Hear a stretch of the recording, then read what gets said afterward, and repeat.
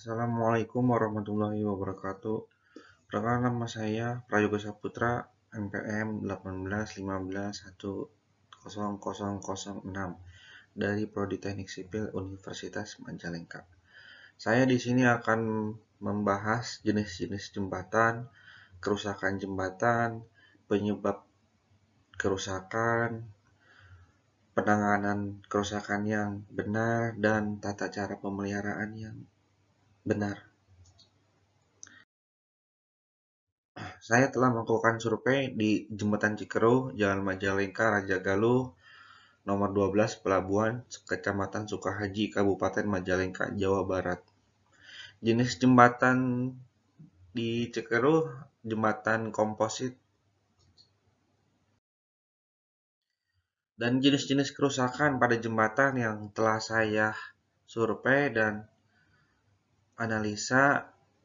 Kerusakan yang terjadi berupa retak aspal akibat pergerakan sambungan, retak pada lapisan permukaan yang bergelombang dan berlubang, lendutan yang berlebihan, dan permukaan yang licin. Dugaan penyebab kerusakan yang pertama, drainase yang tidak berfungsi atau tidak adanya drainase. Salah satu item penting pada proyek jalan adalah drainase atau saluran. Suatu jalan yang tidak memiliki saluran atau drainase atau yang drainasenya tersumbat akan mengakibatkan air menjadi tergenang di badan jalan. Air pada aspal hot mix akan mengakibatkan terjadi pelepasan butiran agregat aspal hot mix atau mengurangi daya lekat aspal sehingga jalan akan mudah terjadi kerusakan.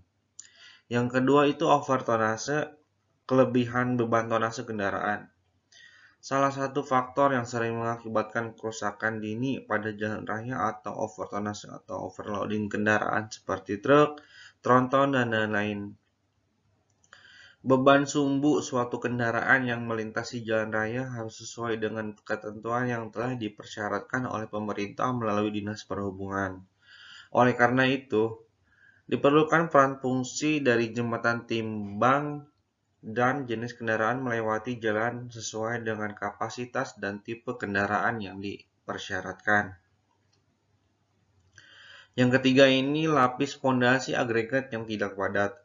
Umumnya konstruksi jalan raya memiliki lapisan pondasi agregat kelas A maupun lapis pondasi agregat kelas B.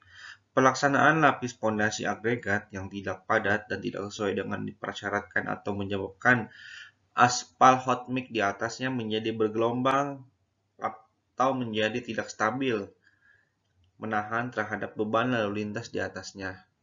Oleh karena itu diperlukan pemeriksaan kepadatan lapis pondasi agregat sebelum dilakukan pengaspalan menggunakan pengujian kepadatan lapangan dengan alat konus pasir atau yang bisa disebut Sencon test.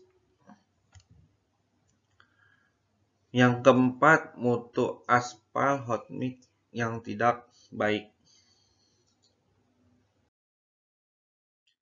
Dan penanganan kerusakan yang benar, langkah pertama yang bisa kita lakukan, kedudukan landasan yang tidak sempurna.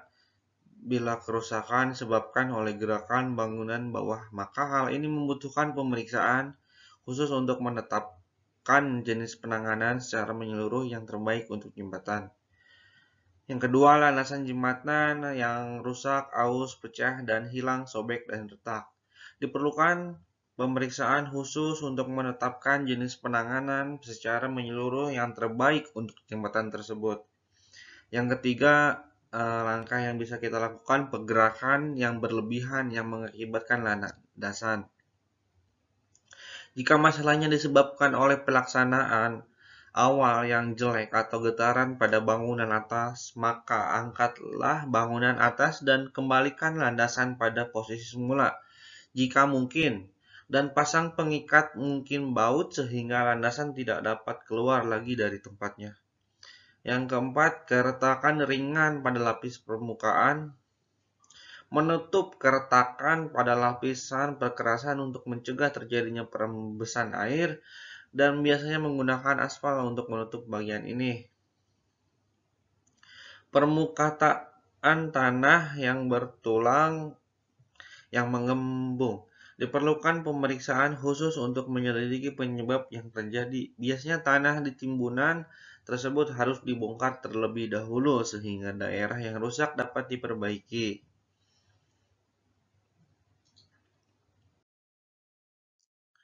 Selanjutnya, tata cara pemeliharaan jembatan. Langkah-langkah yang bisa kita lakukan untuk pemeliharaan jembatan. Yang pertama, pemeliharaan rutin. Pemeliharaan yang dilakukan sepanjang tahun dan sifatnya sebagai proteksi terhadap kerusakan yang lebih parah. Yang kedua, pemeliharaan berkala. Pemeliharaan dilakukan pada waktu-waktu tertentu. Penanganan ini dilakukan pada kondisi lapis permukaan jalan yang sudah kualitas berkendaranya menurun. Dengan upaya pemeliharaan rutin tidak dapat mengembalikan kondisi jalan pada kondisi mantap. Oleh karena itu, secara berkala dilakukan pelapisan ulang lapisan permukaan agar jalan kembali pada kondisi yang mantap. Yang ketiga, rehabilitasi. Kegiatan tidak direncanakan atau dilakukan di luar rencana, maka timbulnya kerusakan akibat hal-hal di luar dugaan. Contohnya bencana alam. Terima kasih, sekian dari saya yang bisa saya sampaikan. Kurang lebihnya mohon maaf. Assalamualaikum warahmatullahi wabarakatuh.